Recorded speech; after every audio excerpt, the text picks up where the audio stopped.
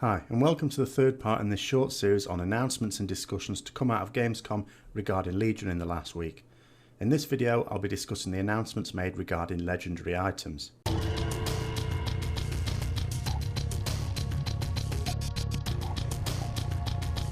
So, just to remind people how legendary items will work in Legion, there is no questline, as there was the case for the previous two expansions, and it's not going to take all expansion to get hold of it, or even halfway through. Instead, they are random drops from various sources that apply from launch.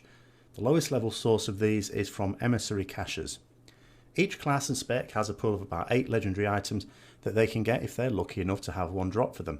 These may be seen in the adventure guide by clicking on the loot tab. The first thing to address is probably going to be the random nature of the drops. Blizzard have acknowledged that some legendaries will be much more useful than others, depending on what your preferred mode of endgame is. They have stated that the world first race has never been decided by luck when gearing up. However, in my opinion, this is not a particularly valid argument for a couple of reasons. The first is there have never been legendary items available before raids even open up before. The previous expansion's gearing up process never had this level of randomness. Although getting items in dungeons is a random process, the sheer number you run smooths it all out. The problem with the legendary items is the chance of getting any at all is very, very low, and the relative power of these items is massive. The counter example they gave was given a mythic soul capacitor was a bigger effect than one of these legendaries. Now, I might query that myself, but okay, let's take that as read. But again, I'd have to point out that this item was during the last tier of an expansion, not during the initial gearing up process before raids are even open. The second reason is the world first race applies to a handful of guilds. In fact, as far as Legion is concerned, unless someone has a secret and very cunning plan, possible, I don't think many people really think there will be a race, just a matter of how quickly Serenity will complete. But time will tell. But the point being that for the majority, it's not about the world first race. It's about being competitive in your own guild at your own level. It's not even just the difference between getting a legendary and not. The extra layer of randomness is between getting a powerful legendary and one with a fairly bland or even useless effect.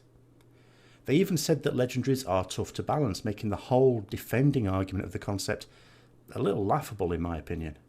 In terms of the legendary system, Blizzard did state that they considered tokens which you turn in, but decided against it because you just picked the one you wanted, as if somehow that's a bad thing.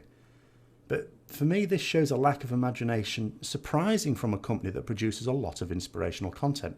Years ago, during TBC indeed, I had an idea for legendary items which I thought would work better, in that, bear in mind, legendary items then sort of dropped off major bosses, Illidan at the time.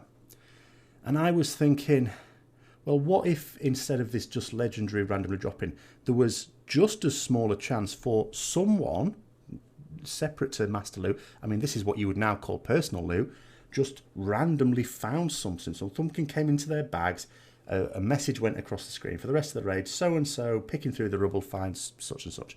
And it's not a legendary item in itself, but sets you off on a legendary quest chain. It could work in a similar way to the Major Domo, Hunter Bow, or Priest Staff in Molten Core, for those who remember that. I mean, just the idea of them being handed out is inherently dull, even without thinking about the random nature of it. They're supposed to be legendary items. Let us not forget that the reason legendary items moved away from the original types in the first place was because it offered up items which made some players too powerful in a competitive environment. In fact, the Warglaives were so powerful during Black Temple that there were some guilds who used to poach players from much lower progress guilds simply because they had them. It may be true that luck will even out after a year of the expansion coming out, but the serious stuff begins after 3 weeks. Blizzard also mentioned that the legendary items encourage you to change the way you play your spec, change your talents, etc. Now, this is certainly true. However, where 1 or 2 legendary items become much more powerful than the rest and the ones you'd really want to use, I don't think it's going to lead to the variation they are thinking of, because for each of these legendaries, if you've got it, you're going to play it in a certain way. Yes, it might be a different way to someone who doesn't have the legendary, but everyone is going to strive to get that legendary, and when they do, they're going to use it.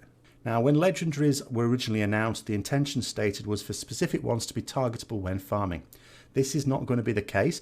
I guess it comes back to their argument with the token. They don't want people being able to increase their chances of getting the one they want.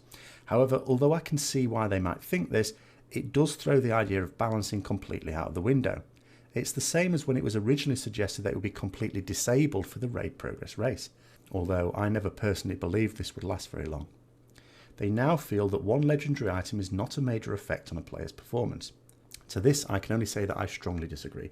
The things I could do with what I think are the 2 or 3 best ones for my spec, whew. I don't actually know how likely it is for progress raiders to obtain a legendary before raids open up. I certainly haven't heard stories of people finding them dropping like sweets in the beta, and although I haven't been playing it as much as I would like, I certainly haven't had any characters, but I'm not at all sure you can expect many of your rosters to have one at this point, and even fewer to have one with a powerfully useful effect. There are apparently more plans to add further legendaries to the game later in the expansion. One thing I don't know is if the new ones will start a new race to get these, or if the item level of the launch ones will be raised to create a massive pool of them. At item level 895, the first wave of legendary items will be good even if the effect is all but useless, because the stats will be good. However, after the first tier, the item level won't look quite so good. Maybe they will increase them dynamically with each tier, or maybe we'll leave them in the dust to chase new ones each time. I don't know, although they did perhaps hint at the current legendaries increasing in power, because they stated that there will come a point where there's so many legendaries in the game that they would feel at this point it's okay to target specific ones. So that does sort of suggest that what will happen is maybe with each tier they just raise the item level so that all legendaries throughout the expansion have the same item level, and that item level is on par perhaps with the best gear in the game, you would think. Otherwise it wouldn't really be legendary, although the effect would be very good. If the item level is much weaker, you'd sort of think, nah. So that's pretty much what has been said about legendary items for Legion, with my own thoughts thrown in. You can probably guess that I'm not at all a fan of them, but there you are. In the 4th part tomorrow, I'm going to be discussing what they have talked about regarding class design. I hope you found this interesting as always. If you did, don't forget to like, comment, subscribe and share. And until next time, I'll see you later.